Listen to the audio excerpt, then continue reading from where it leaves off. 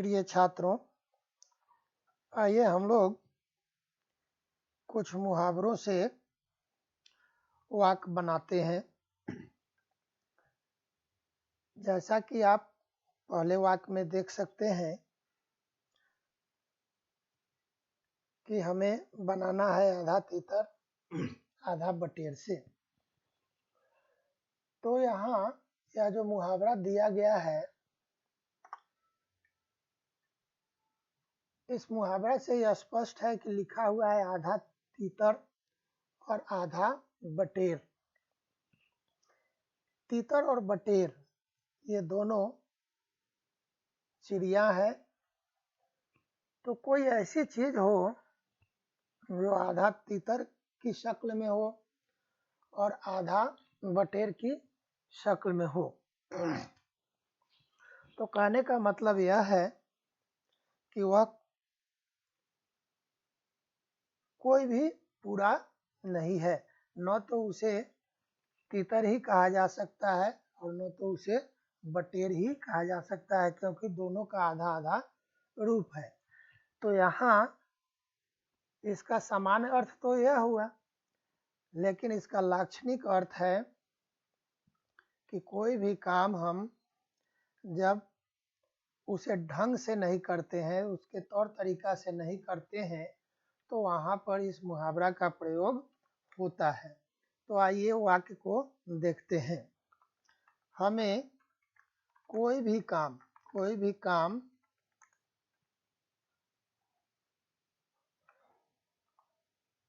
सुचारू रूप से करना चाहिए। आधा तीतर आधा बटेर करना ठीक नहीं है। इस तरह से यह वाक्य हो जाता है। अब आइए दूसरा वाक्य देखते हैं। 8 आंसू रोना। इसका मतलब होता है बहुत रोना।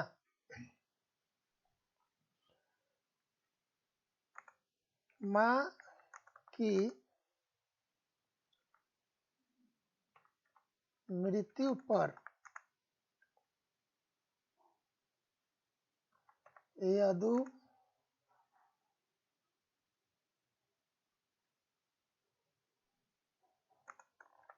8 आंसू रोया। अगला देखते हैं। आग में घी डालना। आप सभी जानते हैं कि आग पहले से जल रही हो और उसमें जब हम घी डाल देते हैं तो वह आग और भभक उठती है, वह और तेज हो जाती है। तो ऐसी परिस्थिति में जब इसका लाक्षणिक अर्थ लेते हैं तो इसका मतलब होता है कि कोई पहले से क्रोधित हो और कुछ ऐसी बातें कह करके उसे और क्रोधित कर देना। तो हम लिखेंगे माँ पहले से ही भरी बैठी थी। माँ पहले से भरी बैठी थी मतलब पहले से ही थोड़ा क्रोधित थी, लेकिन पिताजी की बातों ने आग में घी डाल दिया। कहने का मतलब कि बीच में उन्होंने कुछ कह दिया जिसके कारण वह और क्रोधित हो गई। आगे देखिए। आंखें तरस जाना या तरसना, इसका मतलब होता है कि किसी को देखने की इच्छा थी लेकिन वह इच्छा पूरी नहीं हो पा रही है। तो मृत्यु शैया पर पड़ी माँ, मतलब मृत्यु शैया का मतलब होता है कि जिस बिछावन पर आदमी पड़ा हुआ है और मृत्यु लोक जाने की आखिरी तैयारी में है, तो ऐसी परिस्थिति में हम लोग उस शैया को, उस बिछावन को मृत्यु शैया कहते हैं। तो मृत्यु शैया पर पड़ी माँ विदेश में रह रहे, मृत्यु शैया पर पड़ी माँ की आंखें विदेश में रह रहे पुत्र के लिए तरस गई। माँ चाहती थी कि वह आखिरी क्षण में, अपनी जिंदगी के आखिरी क्षण में अपने पुत्र को एक बार देख ले, लेकिन ऐसा नहीं हो सका। आंखें चुराना, छिप जाना। शिक्षक को देखकर राम ने आंखें चुरा ली। कहने का मतलब यह है कि राम उस शिक्षक से बचना चाहता था, फेस टू फेस होना नहीं चाहता था। आंखें फेर लेना, प्रतिकूल हो जाना। कहने का मतलब कि अभी हमारा व्यवहार जिस प्रकार का है किसी के साथ, वैसा अब नहीं रहा। तो हम लिखेंगे जब हमारे बुरे दिन आते हैं, जब हमारे बुरे दिन आते हैं तो हमारे प्रिय से प्रिय मित्र भी आंखें फेर लेते हैं। जब हमारे बुरे दिन आते हैं तो हमारे प्रिय से प्रिय मित्र भी आंखें फेर लेते हैं, वे हमारे फेवर में नहीं रहते हैं। आंखों का कांटा, इससे पिछले वीडियो में हम लोगों ने देखा था आंखों की किरकिरी होना। ठीक वही अर्थ इस मुहावरे का भी है, आंखों का कांटा होना, बुरा लगना। तो साधारण वाक्य बना दीजिए। रामलाल श्यामलाल की आंखों का कांटा है। कहने का मतलब कि श्यामलाल रामलाल को अच्छा नहीं लगता। अब हमारा अगला है आग में कूदना। आप सभी जानते हैं कि आग जलाने का काम करती है और उसमें कोई छलांग लगा रहा है, उसमें कोई जंप कर रहा है। इसका मतलब यह है कि जानबूझ करके वह मुसीबत में अपने आप को डाल रहा है। तो इस तरह की जब परिस्थिति होती है तो उसको हम लोग कहते हैं आग में कूदना। तो हमारा वाक्य होगा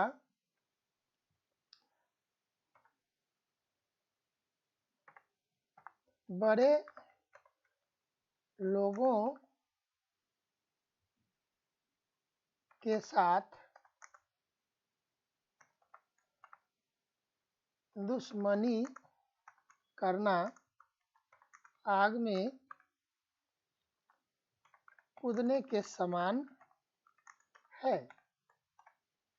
दूसरा वाक्य बना दीजिए और जो और हो, मौत की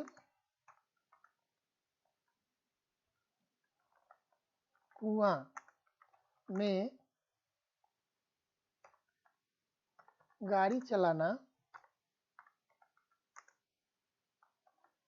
आग में कूदने के समान है। अगला वाक्य हम लोग देखेंगे, लिखा है आसन डोलना। आसन डोलने का मतलब होता है कि हम जिस पद पर हैं और उस पद की जो मर्यादा है उस मर्यादा का पालन न करना। यहाँ लिखा है विचलित होना, तो हम लिखेंगे कि धन के लिए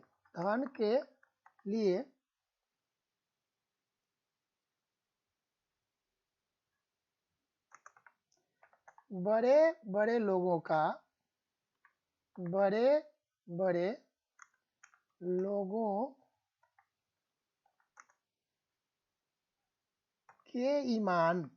के ईमान का आसन डोल जाता है। इस तरह से यह वाक्य पूरा हुआ। धन के लिए बड़े बड़े लोगों के ईमान का आसन डोल जाता है। कहने का मतलब यह हुआ कि बड़े से बड़े लोग भी अपना ईमान बेच देते हैं धन के लालच में। अगला वाक्य हम लोग देखेंगे, आड़े हाथों लेना, बुरा भला कहना। तो लिखेंगे जब नौकरानी ने एक प्लेट तोड़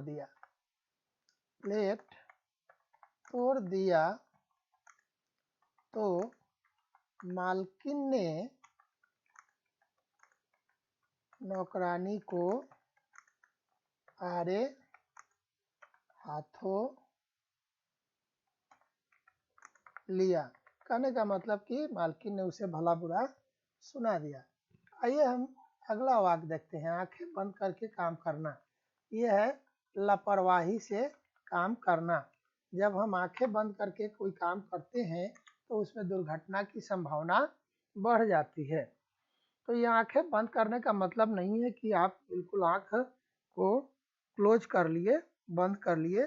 कहने का मतलब ये है कि हम काम कर रहे हैं लेकिन उस काम को करने के लिए जो तौर तरीके हैं उस तौर तरीके को अपनाए बिना हम काम करते हैं। तो हम लिखेंगे आंखें बंद करके काम करोगे तो गलती तो होगी ही। यह एक वाक्य हो गया। अगला हम लोग देखेंगे आग फूस का बैर। फूस मतलब होता है सूखी हुई घास।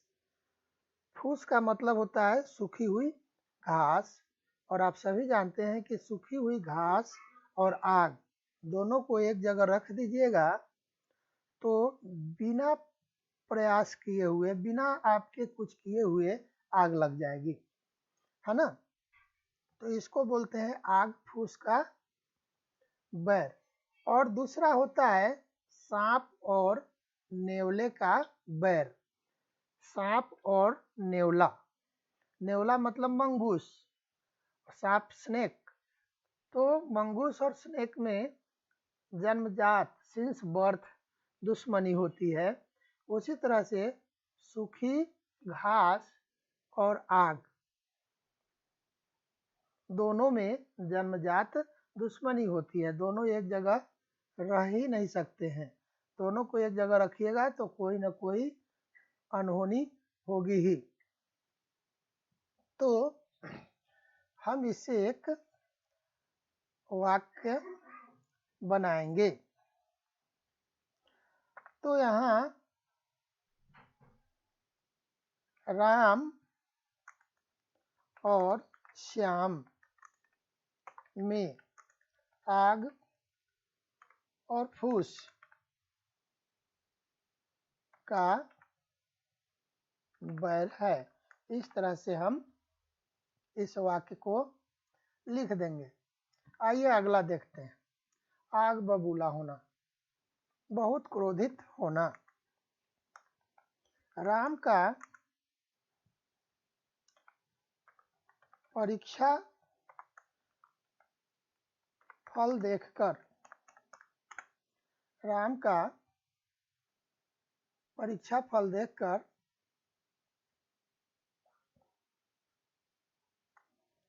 उसके पिताजी आग बबूला हो गए, क्योंकि राम ने परीक्षा में अच्छा नहीं किया था। तो उसका परीक्षा फल देख करके और पिताजी आग बबूला हो गए। अगला देखते हैं, आवाज बुलंद करना। इसका मतलब होता है विरोध करना। तो संसद में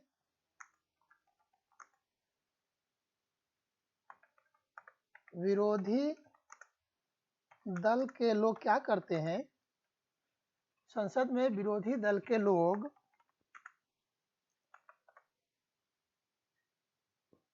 सरकार की नीतियों के खिलाफ क्या करते हैं? नीतियों के खिलाफ या विरोध में आवाजें बुलंद करते हैं। ये हुआ आवाज बुलंद करना, मतलब विरोध करना। तो इस तरह से यह वाक्य हो गया। अब हम अगला देखते हैं। अगला है आंखें चार होना। अब आप कहेंगे कि हमारी दो आंखें होती हैं और चार कैसे हो जाएंगी? नहीं, आपकी दो आंखें और सामने वाले की दो आंखें जब मिलती हैं तो उसको बोलते हैं आंखें चार होना। तो लिखेंगे विद्यालय छोड़िए, विद्यालय ठीक नहीं रहेगा, लिखिए कॉलेज में रीमा, सीमा हो गया, चलिए रहने दीजिए सीमा को, और सूरज की आंखें चार हुई और